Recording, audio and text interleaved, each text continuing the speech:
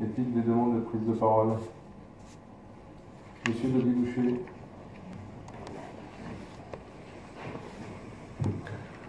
Monsieur le Président, mes chers collègues, ce prêt de 10 millions d'euros qui a été donc accordé par Dexia Crédit Local à notre communauté de communes revient à l'ordre du jour. Nous en avions débattu, nous en débattons régulièrement, et la dernière fois c'était en mars 2016.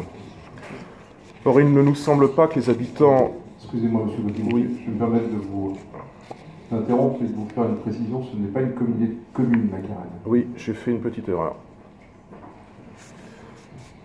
Notre communauté d'agglomération, naturellement. Il ne nous semble pas que les habitants des communes qui composent la Carène soient correctement renseignés sur les tenants et aboutissants de ce prêt, de sa participation à notre dette et, ce qui est plus problématique encore, des taux d'intérêt absolument ahurissants qui ont été évoqués, puisqu'ils sont passés en 9 ans de 3,7% à près de 22%, soit 500% d'augmentation. Ce prêt sollicité malgré les réticences légitimes d'une partie des habitants de nos communes, alors qu'il était initialement présenté comme un bénéfice pour notre collectivité, est devenu toxique, entre guillemets, en l'espace de quelques années. Depuis 2013, la Carène s'emploie à contester juridiquement les sommes sollicitées au titre de cet emprunt, considérant à raison, même si c'est sans doute un petit peu tard, que les intérêts de ce prêt sont excessivement élevés par rapport à ce qui était convenu.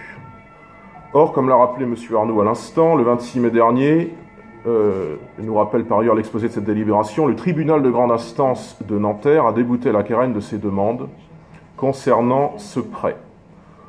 Pour autant, même si elle existe en droit, eh bien, le Front National ne reconnaît aucune valeur juridique à cette décision du TGI de Nanterre, dont nous estimons qu'elle va à l'encontre de l'intérêt de nos 10 communes. Nous persistons également à considérer que pour provisionner ce désendettement, venir ponctionner les ressources destinées à la fois à l'assainissement public et surtout à notre eau potable, c'est une décision aberrante. Donc vous êtes pour le coup, nous semble-t-il, Monsieur le Président, responsable, puisque je suppose qu'il ne vous est pas demandé précisément, explicitement, pour rembourser la dette et notamment les intérêts, de ponctionner le budget annexe de l'eau potable. Et les habitants de nos 10 communes doivent savoir ainsi que le président de notre intercommunalité continuera à prélever dans ces 2 budgets essentiels pour plus de 2,7 millions d'euros cette année. Ces ressources pourtant, notamment la ressource de l'eau, devraient être sanctuarisées. Le budget de l'eau ne peut être ainsi dilapidé, à l'image de la ressource eau d'ailleurs.